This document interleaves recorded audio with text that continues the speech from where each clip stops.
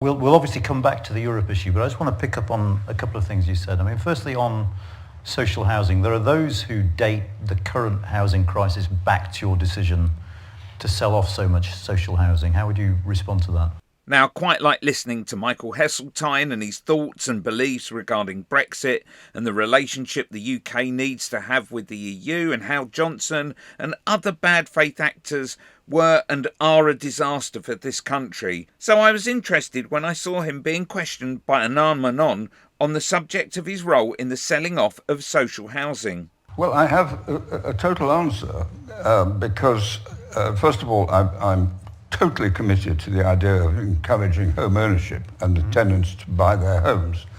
But the deal I did with the Treasury was that 75% of the cash flow generated by the sale of houses, council houses, would go into the provision of social housing.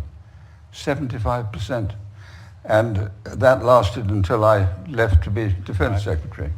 And of course that's why we have now such a shortage. So my answer is complete and absolute.